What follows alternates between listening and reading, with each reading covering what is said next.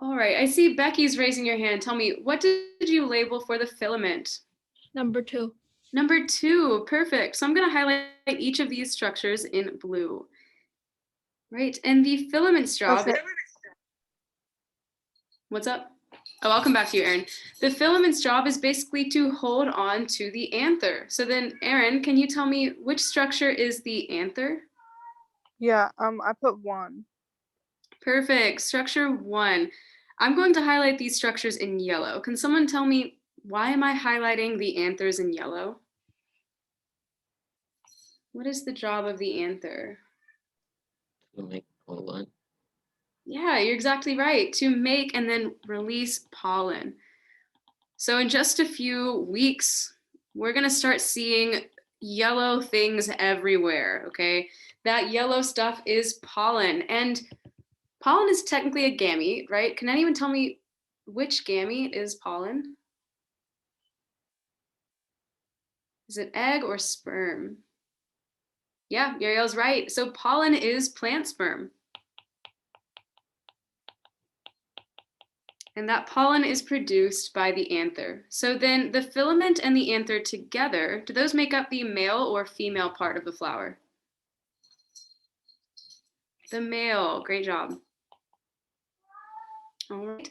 Now, as soon as that pollen is released, its goal is to end up on this sticky structure right here.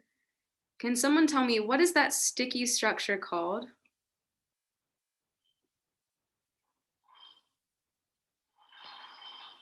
What is that sticky structure? Stigma.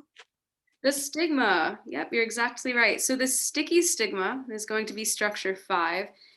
And it's sticky, so it can trap and hold on to the pollen that is being released. Right now, do you think the flower can pollinate itself? So I drew pollen from this plant going onto the same stigma. Can that happen? What do we think? Eunice says no. Okay. What do we think? Can flowers pollinate themselves?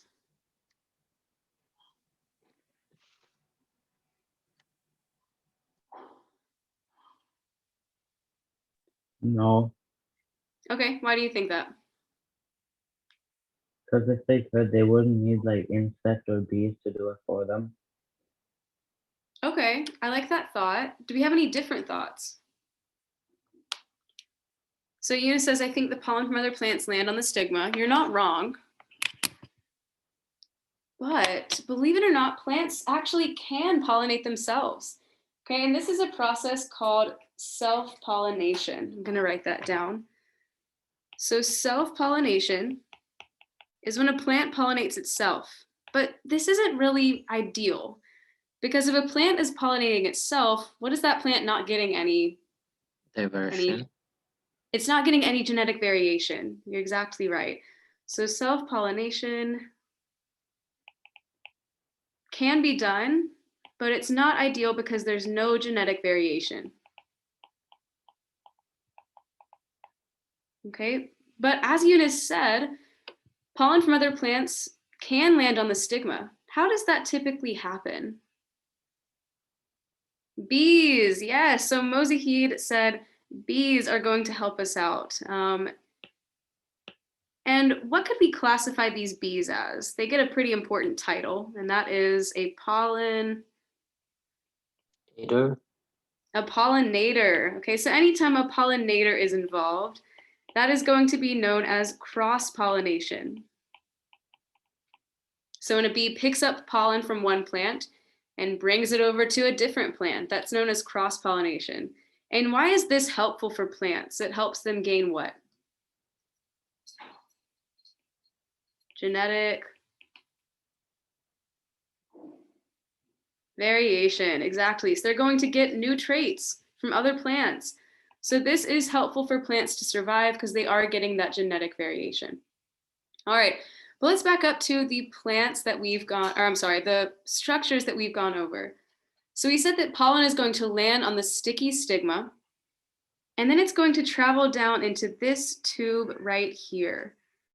Can someone tell me what is the name of this tube? It might remind you of a certain singer called Harry. What is that tube called? The style. The style. So structure 6 is the style. And this is basically just a tube that pollen is going to travel down into. So it's like a little tunnel. And eventually that pollen is going to end up inside structure 7. Can someone tell me what structure 7 is called?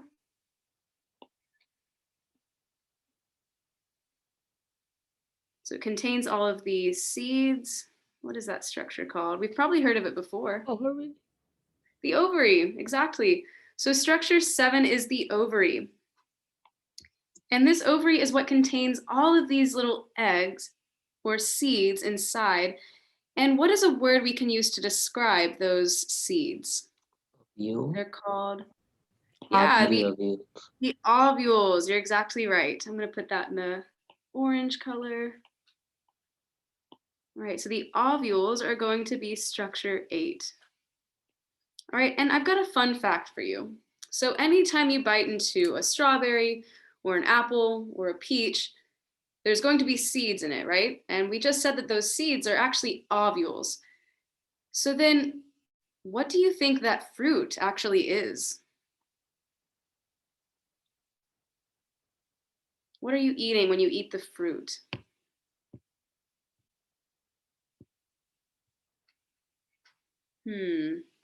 So the seeds that are inside that fruit are the ovules.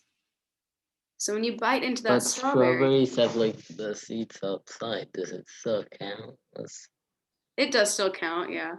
So Eunice says the ovary. You're exactly right. So anytime you're eating fruit, whether it is an apple or a peach or a strawberry, you are eating the ovary of a plant. Isn't that crazy? Eunice says, oh, now that sounds weird. So yep, the ovary is what develops into that fruit. All right, I've got 2 more parts to label. The next one I want to draw attention to are these leaves at the bottom of the flower. What are those leaves called? Sepals. The sepals, yeah, you're exactly right. And their job is basically just to support and protect the flower itself.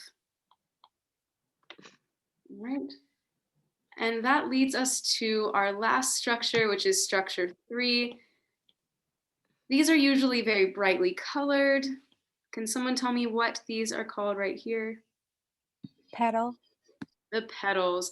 And why do you guys think that the petals are brightly colored? What's their function? To attract bees. Exactly, to attract those pollinators, things like birds and bees that are going to be pollinating or helping them with cross-pollination. So the petals are 3. Right, now we said that the filament and the anther make up the male parts, but what 3 parts make up the female parts of the flower? The There's 3 stigma parts. and number 7 and like number 8. Perfect. Yep, so these are going to be involved with the female parts. You're exactly right. All right, what questions do we have about these labels?